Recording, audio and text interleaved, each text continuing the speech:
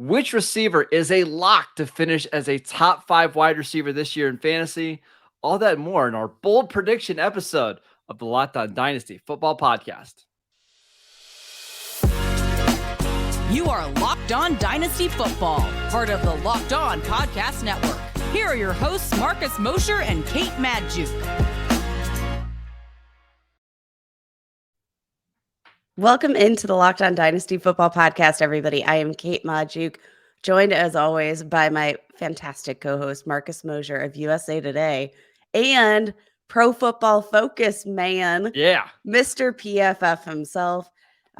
Please be sure to tune in to all of our shows this season. Subscribe so you never miss an episode. And follow us over on YouTube where you can get our content in video form 5 days a week. 5 days a week. Now, we're up in our game, and you're not going to want to miss any bit of the action because we're going to help you win the ultimate Dynasty Championship. Marcus, how are you doing? I'm doing really well today, Kate. We have a fun little topic we're going to do today. Some bold predictions at the wide receiver position. And let me tell you, I'm coming in hot today. As we go on, these get bolder and bolder. So it should be a lot of fun. Usually I'm the one that comes up with the bold takes. So I am, I'm kind of nervous. I'm kind of tingly. What's going on? I don't know, but I'm excited to find out. Marcus, give me your first bold prediction for the 2022 NFL season. All right. So this is not a Cowboys show, but it's kind of a Cowboys show. So we're talking about a former Cowboy. Amari Cooper finishes outside of the top 40 receivers in fantasy this year. I don't get the Amari Cooper love this year for the Cleveland. I think it's a terrible situation for him. You've seen his stats in cold weather versus non-cold weather. They're pretty dramatic. You look at how he performs on turf versus grass, and it's pretty dramatic. And then on top of that, he goes from Dak Prescott to Jacoby Brissett for most of the season. And Jacoby Brissett has never been a guy that likes to throw outside of the numbers down the field. I don't see Amari Cooper having the volume that he did in Dallas. I don't see him having the efficiency, and he's getting older. I'm completely out on Amari this year. That's really interesting, Marcus. I'm kind of lukewarm on Amari Cooper. And I'm not sure that there's a lot of people that are all in on Amari Cooper, as I feel like you alluded to. Like, I don't think the temperature check is all that hot for Amari Cooper. I don't think expectations are particularly high for Amari Cooper. But, like, I do have to wonder, like, who else are they going to throw the ball to? See, I'm looking at Amari Cooper as a potential high volume player this year. And in games where he's seen 5 or more targets, he's averaging 16 points per game in fantasy, 8 targets per game in any game where he sees more than 5 on average, and averaging over 70 yards per game, almost a half a touchdown in all of those instances. Like, I should mention, though, that's with Derek Carr and Dak Prescott on our center, right? Like, it's a pretty big drop off to Jacoby Brissett. And on top of that, Cleveland's schedule is like difficult. Like, when he was in Dallas, he had the benefit of playing with Michael Gallup and CeeDee Lamb and Randall Cobb and like other good receivers. I don't think defenses are going to be worried about Anthony Schwartz and David Bell and Donovan Peoples-Jones. Like, he's going to see more attention now than he ever has before. See, and like looking at their schedule, like to start the season, I'm actually not fantastically worried. Like, the Panthers, okay. The Jets, I mean, you got to worry about Sauce, I think. But there's plenty of question marks. The Falcons in week 4. I think there's enough question marks here that I'm willing to take the shot on Amari Cooper in 2022 specifically, because I do think the general vibe is, the same concerns that you have about the quarterback position, about the potential matchups, about, the cold weather. There are so many narratives here. I also want to just kind of think this out. I think Kevin Stefanski is a good coach, by the way. I think he's a fantastic play caller.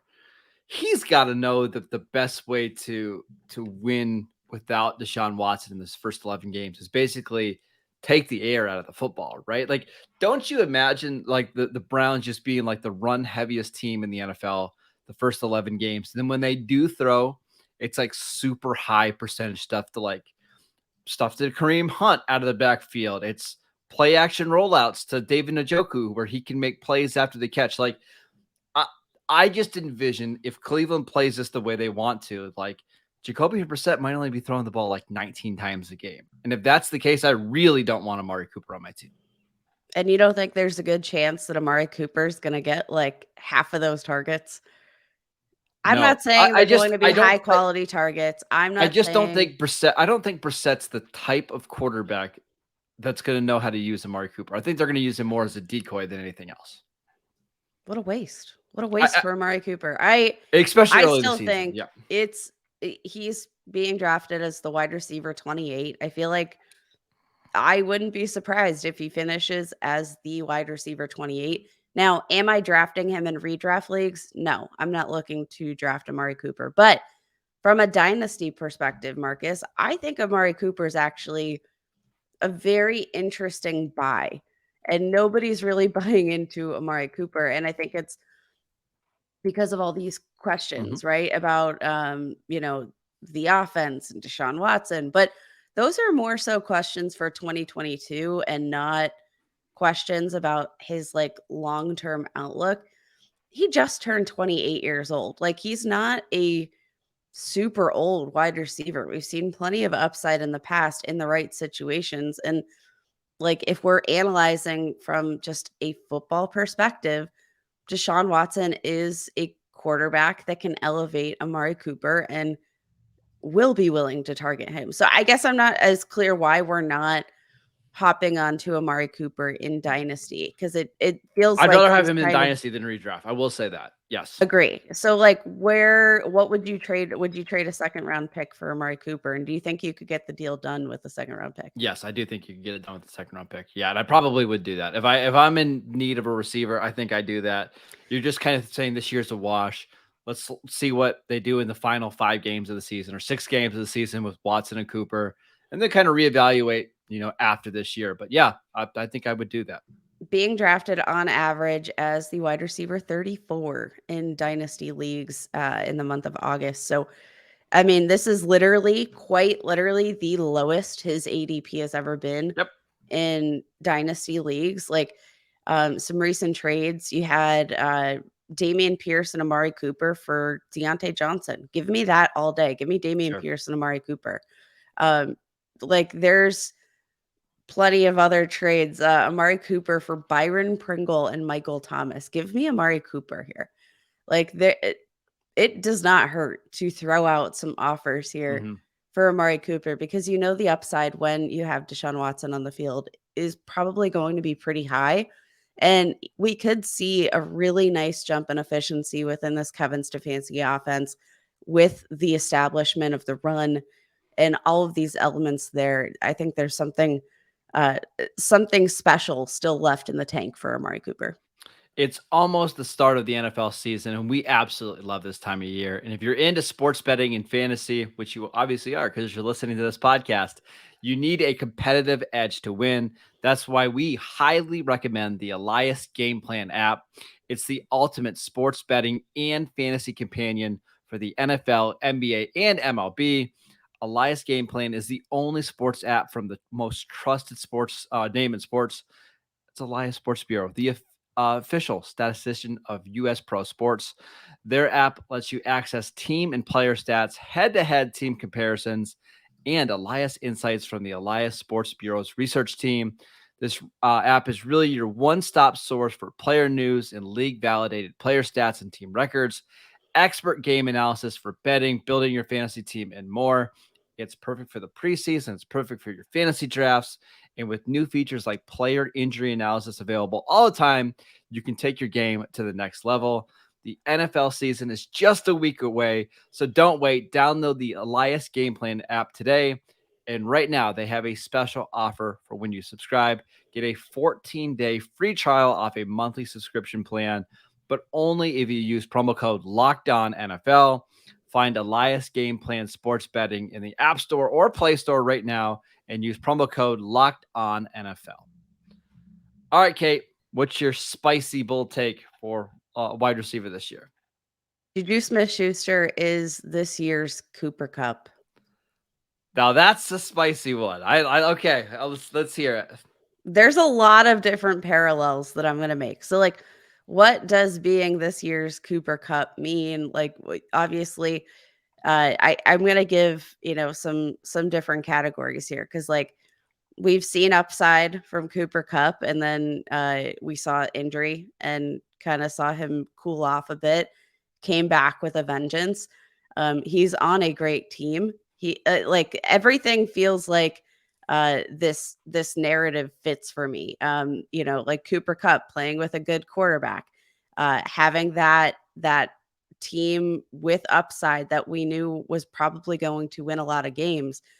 JuJu Smith-Schuster now, like he goes from the Pittsburgh Steelers, where he was targeted approximately 6 inches from the line of scrimmage at every single point of Ben Roethlisberger's last couple of seasons.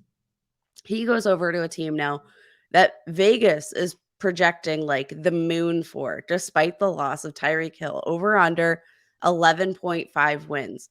They're projecting the over under for Patrick Mahomes at 4,600 passing yards and 35.5 touchdowns. Vegas is believing in Patrick Mahomes right now, despite the loss of Tyreek Hill. And yes, obviously, target number one is going to be Travis Kelce, like not a single doubt. But JuJu Smith-Schuster is, I think, the wide receiver to watch. They restructured his contract to allow for some more game or more money, more bonuses, an active game bonus. We've seen plenty of hype in the training camp preseason, or in the training camp in all throughout this offseason, about the connection that he's displaying with Patrick Mahomes. Now, let's go back to 2018, where JuJu finished as the wide receiver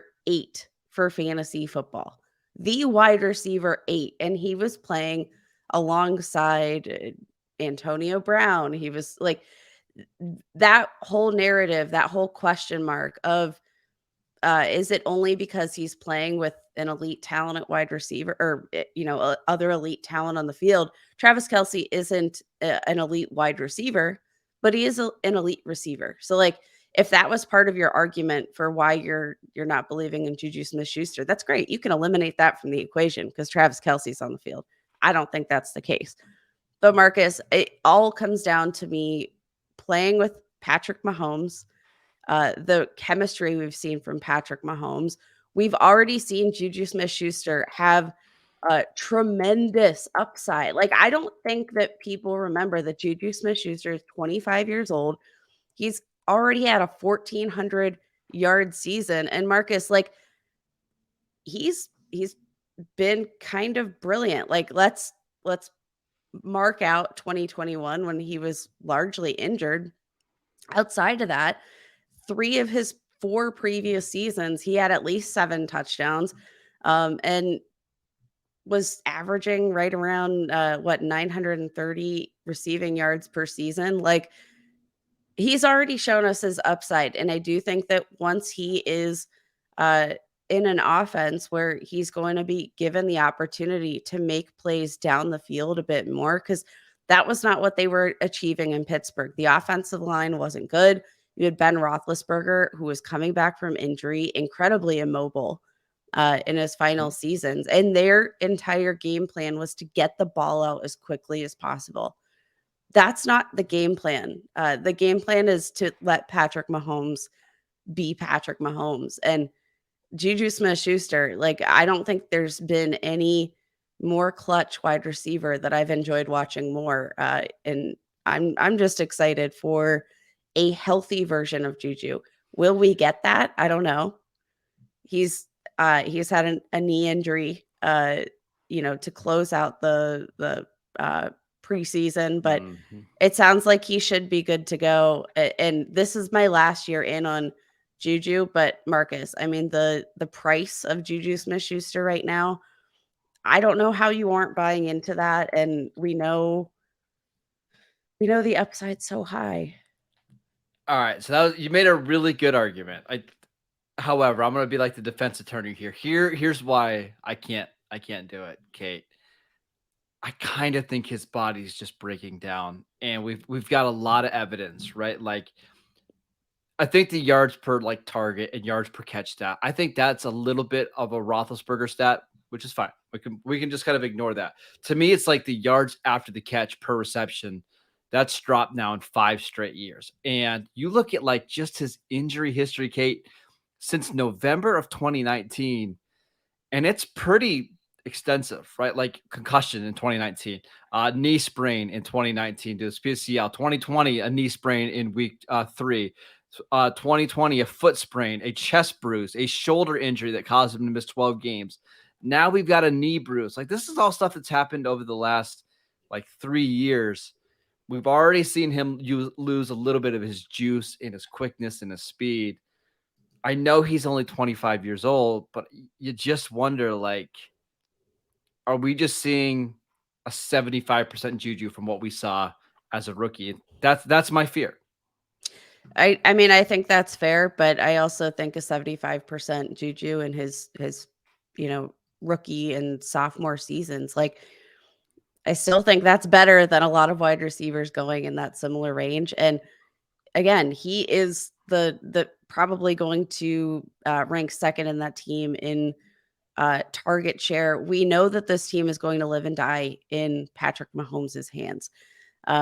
Like, there's not really a scenario where I see JuJu, if he's playing, with like fewer than 140 targets if he's on the field. And Marcus, like, you bring up the yards after the catch per reception, which has declined season over season. But I also think that can also be a product of sometimes the environment you're in. And like, when JuJu's on the field and he's not being targeted very far down the field, when you know those targets down the field aren't coming, that's a lot easier for opposing defenses to cover and limit your yards after the catch, because they know where you're going to catch the ball. It's probably within 6 yards of the line of scrimmage, and they know how to cover that. Like, there's just so many variables with JuJu, which makes him generally impossible to analyze. But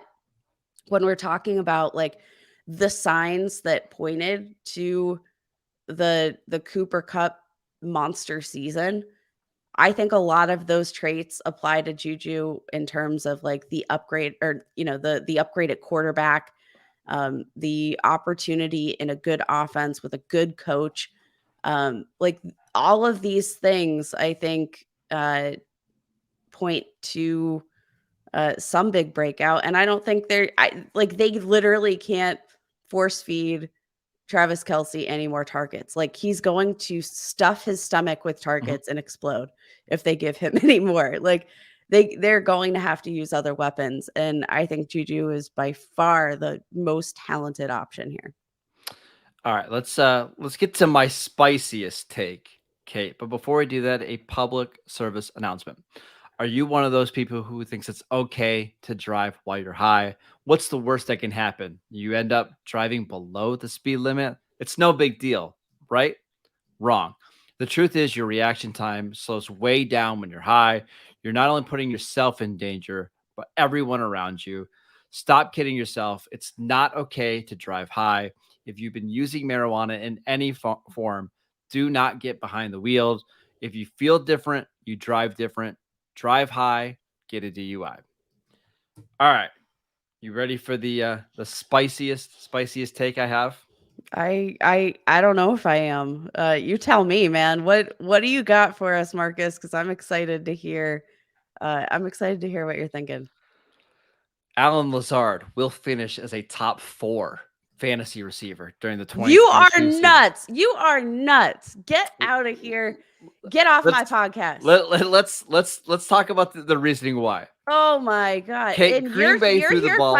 You are here questioning JuJu Smith-Schuster, Yes. and you have the audacity to come back with Allen I Lazard. told you this Oh is my spicy. God. This is spicy.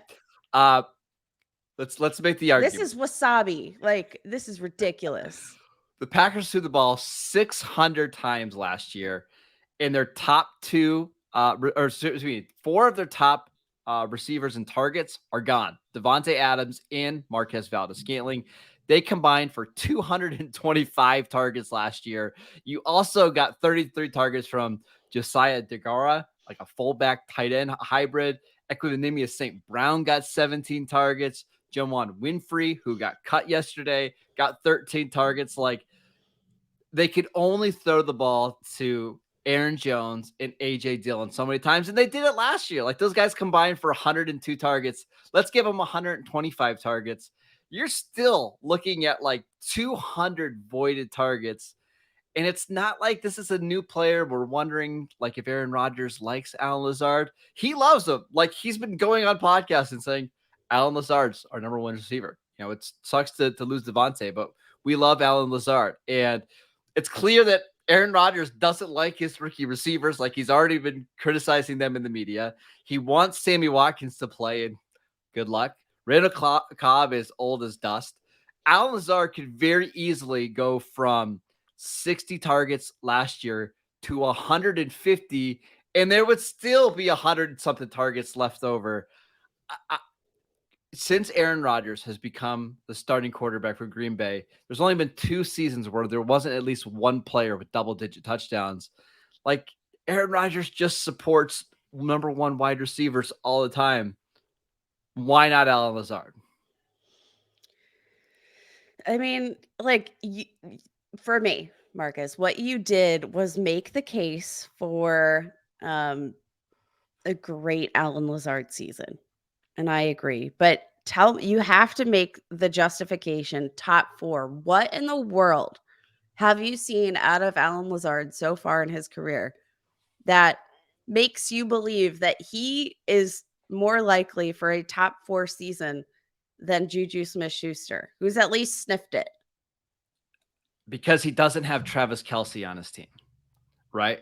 And on top of that, this is my issue with like this argument is that we use it both ways. Like, you say, oh, player X will open up the offense so much for player X or player Y. I also think Mahomes is far better at just spread the ball around. Like, I just trust him more to like, hey, Juju, you only got 2 catches last week. Let's give you 6 this week. Right? He's really good that way of like filling in his receivers. We know Aaron Rodgers, he has 2 guys that he likes basically.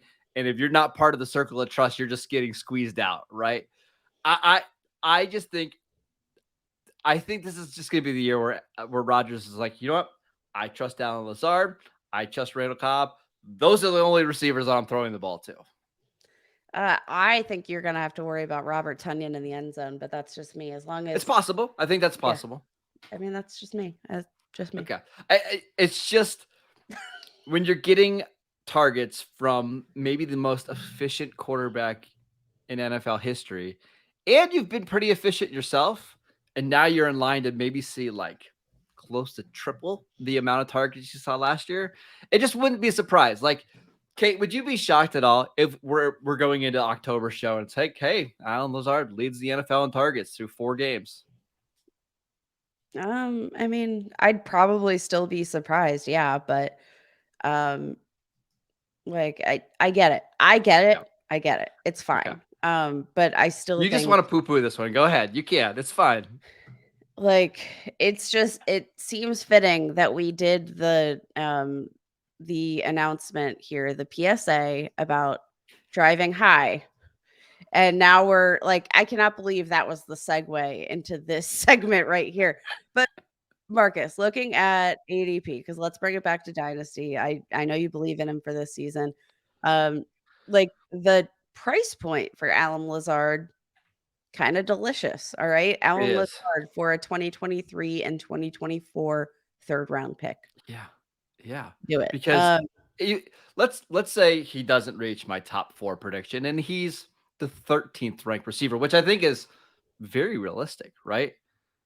You're stealing basically a borderline wide receiver 1 season for a couple of third-round picks.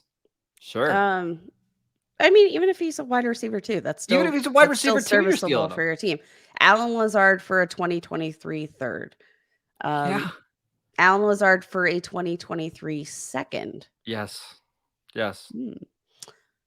That is when we start to creep into second round pick territory, that makes me a little bit more nervous. You could take that second round pick and take Christian Watson, who you're hoping eventually maybe replaces Allen Lazard.